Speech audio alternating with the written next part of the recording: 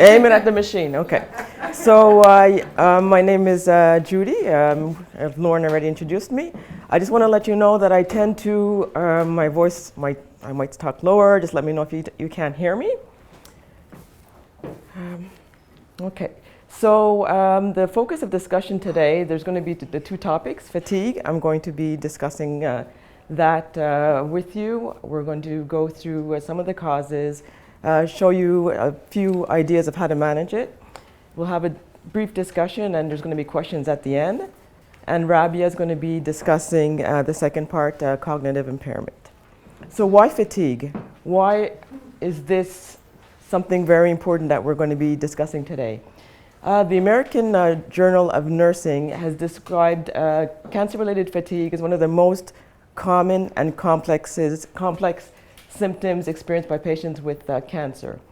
It is also one of the most debilitating symptoms, as I'm sure many of you can attest to. It affects your everyday life. It can affect your relationships, daily activities, and as well, it can affect your income, the amount of income that you can bring in.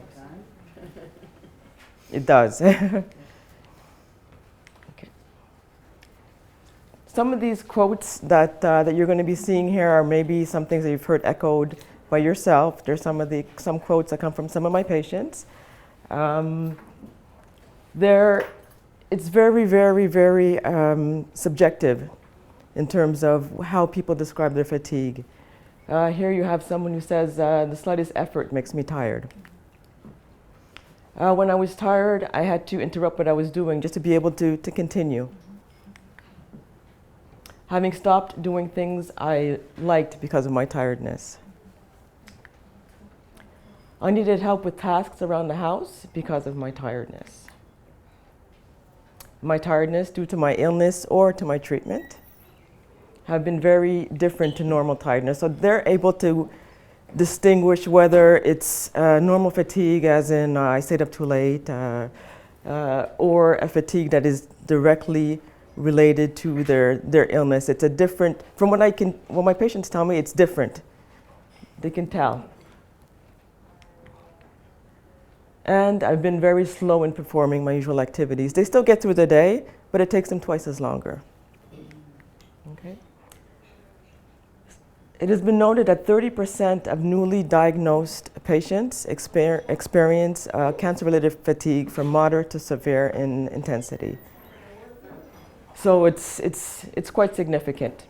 Some of the factors that contribute to this fatigue is the disease itself, the treatments, and as well if you have any pre-existing illnesses or comorbidities that you have before you have the cancer.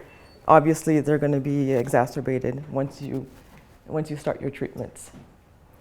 And again, this is another example of how fatigue is subjective.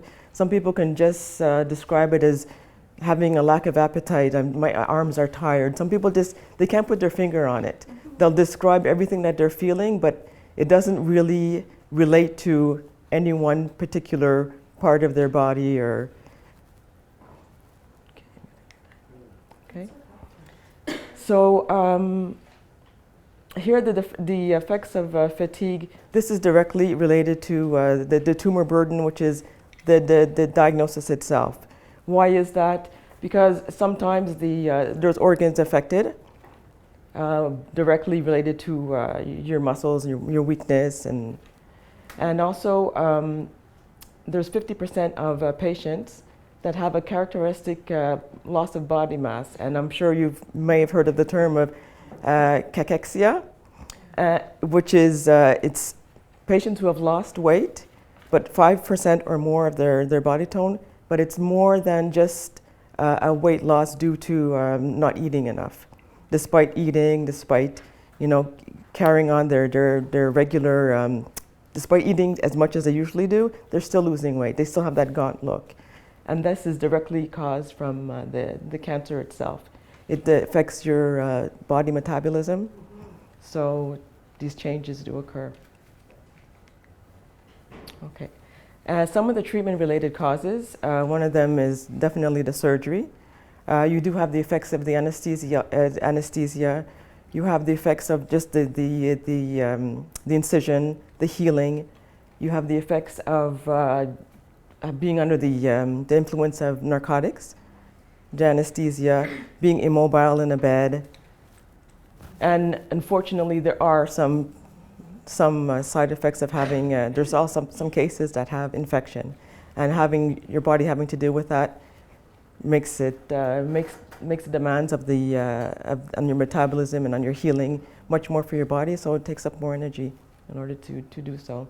Of course, there's the chemotherapy, nausea, vomiting, diarrhea, all unfortunate side effects of the chemotherapy are also going to have an effect on your energy levels. Radiation therapy has been known as one of the treatments that do cause the most fatigue. Is it because you're coming every single day for treatment? A lot of people I'll talk about breast cancer, 6 times for 6 weeks, every single day they're coming in, depending from where they're coming in, the traveling, the waiting, and the treatment itself. And a lot of patients have it at the same time as their chemotherapy. So the body is going through a lot. Definitely, if you have any other medications that you're taking that can affect your level of fatigue. And the hormone ablation therapy, specifically what that means is for prostate cancer patients, they're given hormones which cut off, they're given medications which cut off the hormones. And for women who've had hysterectomies, basically your hormones are cut off if you have your ovaries removed, so you're put into menopause. And for men as well, the hormones is what gives them energy, so you're completely cut off of that. And to have it surgically removed as opposed to having it naturally over 5-10 years, it's much more difficult on the system to handle. And as well, you cannot be put back on the hormones because it feeds the cancer. So you're kind of caught in a rock and a hard place, because the doctor can actually give you supplements to alleviate the symptoms of fatigue, because those same medications can have the cancer grow. Okay. And of course, there's also other factors that can relate to that can have an effect on the fatigue. Malnutrition, infection. If you have any pulmonary or cardiac issues before, kidney problems, insufficiencies is one of the big ones, because chemotherapy is metabolized by the liver and it's excreted through your kidneys. So if you're having issues, you're going to be holding on to more of the medication, so it's going to have more effect on your body. And of course, thyroid dysfunction, a lot of people have that. If you have lower thyroid, hypothyroidism, and you're on medications to alleviate that, one of the major side effects of having hypothyroidism is fatigue. And that, coupled with chemotherapy, cancer, and the treatments, would just make you even more tired. There's a few other factors that have been identified. Social, behavioral, and social contributors.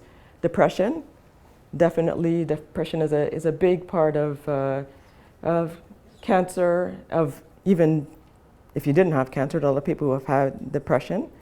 Anxiety, stress, poor coping skills, the environmental factors. Have you lost your job? Do you have enough money to make ends meet? Do you have young children? Are you single parents, single mothers, having to deal with balancing getting your child at the daycare after your treatments? And there's just a lot of other factors that can have an impact on your fatigue. Also, sleep disturbances that can be affected by the hormones or the lack of age, of many other factors going on in your life. Sleep, if you don't sleep, you're obviously tired. So we're going there. And of course, alcohol, tobacco, and recreational drug use. You can't talk about fatigue without speaking about anemia. And what is anemia? Anemia is a lack of red blood cells, and the red blood cells is the part of your or your system that brings oxygen through your whole body, oxygenates your lungs, oxygenates your whole system. So when you're on treatment, the red blood cells are destroyed. So what happens when you have anemia is that either your body cannot, either they're breaking down the red cells too quickly, or they cannot remake them. Because your body, every 120 days, your body reproduces the red blood cells. But with the effects of the chemotherapy and all your treatments, sometimes you just can't catch up.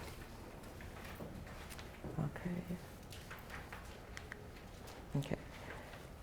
This is just, you don't have to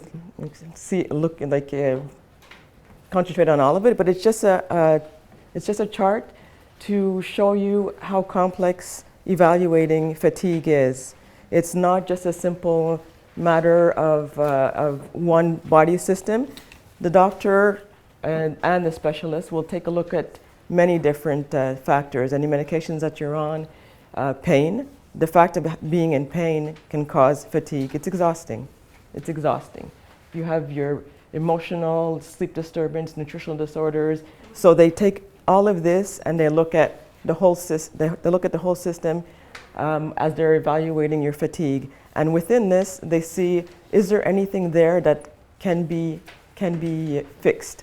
Is there anything that can alleviate the symptoms? If it's just a matter of fatigue, if they give you something for sleep, is that going to make things easier? So they're going to go along through all these systems, and one by one, they're going to try and focus on the causes to make it easier for you. So there's a few ways to manage fatigue. Dietary, I'm going to go into that a bit after.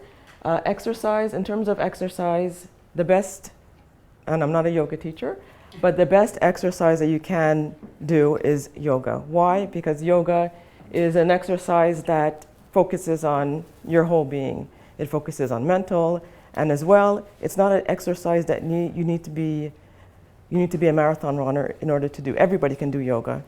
It's stretching. Stretching is yoga, and you're done. You're good. If you do yoga, it's going to help you. It's going to help you with fatigue. It's going to help you sleep better. You can do 15 minutes. You can do 10 minutes. You can do half hour. You can learn how to do some of the salutations, and you can do it when you wake up, before you go to bed. It's easy to do. You don't need any equipment to do yoga.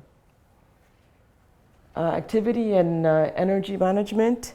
It's just a way to manage your day. It's just like planning your day. If you know you have to be the other end of Montreal, and you have to pick up your child, and you have other things to do, it's just a matter of looking at your whole schedule and not pooling too many tasks, but try and spreading them around in your day. As well, you can rely on your family members, your friends. If they ask you what can they do, sometimes it's just too general. If you just specifically tell them, can you make me a meal on Monday? Or can you go pick up my daughter? Or can you go, you have to give them specific things, because people, they really want to help, but they don't always know what to do or how to help you. But if you're more specific in what your needs are, it'll be easier in getting help. Sleep conditioning, that is a way to make sure that your sleep cycle remains as stable as it can. And a way to do that is go to sleep around the same time, wake up around the same time. Weekends, not. If you set your alarm to 9 o'clock, every day wake up at 9 o'clock, whether you have an appointment to do or not. So it makes it easier to just get into a sleep pattern. And of course, there's some non-medical ways, ginseng and marijuana. Ginseng has been used for many years, and it is known to increase energy, and it has been compared to Ritalin, the effects of it, and it's natural, Ritalin. And it's all natural. Yes. Can you tell me, is it safe for people with hormone-related cancers to take collagen zinc? Yes. It is? Yes. So it'll have no impact or? No. Okay, perfect. Thank Okay. you. The only thing you can't take is any antioxidants. And some clinical interventions that can be used to treat fatigue, blood transfusions. Unfortunately, that's one of the interventions that we use quite a lot, and it's very, very effective. There's also what's the word for Eprex? Medication called Eprex. They use that to boost your red blood cells production. Basically what it is, it's an injection, subcutaneous. You give it to yourself, or you could get it done at the C.L.S.C. Your bone marrow produces red blood cells. So what it does is it stimulates the firing of those cells for your body to make them quicker. And you've probably heard of Lance Armstrong. A lot of the Olympians and athletes now are being caught using blood doping. This is exactly what it is, because it boosts the red blood cells. Red blood cells red blood cells are in charge of the oxygen in your body. Therefore, they have more oxygen, they have more energy, and that's why they get the gold medal. They get the gold medal. Very expensive, but it's usually covered by the government for cancer patients. Okay, and of course, iron supplements. Cognitive behavioral therapy is, I don't know if you're going to talk about that. You could. You could? Okay. It's just a way of rethinking and retraining your mind. In terms of anemia and dietary, there are many foods that you can take on your own to help boost in the red blood cells. You have, I'm losing my mind. Spinach, yes. Spinach is very, very, very, very high in iron. Apricots, any nuts, pretty much. Chickpeas, lentils, red meats, liver. I did have a picture of liver up there, but when I saw it, I got turned off, so I took it off. You have how do you say that in English? Les moules, puis mussels, clams, very high in iron. And the best one is black chocolate, dark chocolate. So you can go crazy on that. 70% and higher. No, I take You can 99. get Forget the 99. sugar. I don't eat sugar. Just 99%. This is a book that I found that I would recommend. I do not work for that company, but it's a book on the guide of anemia. It gives you tools how to know the signs, and it gives you a lot of information on the management of it as well. I found it on Amazon. Amazon sells it. Pardon me? Oh, okay. It's in the prevention and guiding you how to know the signs. There's something else I wanted to mention about that. Oh, they have here too. This is not a book that is directly related to cancer patients, but it does say here that iron deficiency is one of the most prevalent nutrient deficiencies in the world, affecting an estimated 2 billion people. So it's quite important. Any questions? I know I went through that quite quickly. Yes. It's not related to food and stuff, but I've noticed, like, that one of the issues for me is my veins, okay? And I'm just wondering, I just finished treatment maybe a month or two ago through stem cell. And, I'm just wondering, do my veins regenerate, or What do you mean? stuck with them? What do you mean? Well, my veins they told me that they're tough and rubbery. And so IVs and stuff, I used to have a Portacat? Okay. which was wonderful, but now I don't have one anymore. And I'll be going for blood tests and stuff, and I'm just wondering how troublesome it would be, and if my veins would eventually regenerate. How long has it been since you stopped? Oh, my day zero was in, let's just see, I was home, let's say I was home on February 3rd. So So I Okay. think my day zero was January 25th, Okay. something like Okay. that. So definitely, chemotherapy does affect veins. No kidding. Your veins are going to get tougher and they're going to get smaller. It does come back Do you know how long generally? within a year. Okay, Within a year, it does come back. It never comes back to the level that it was before, unfortunately. okay. But it does take It time. does improve.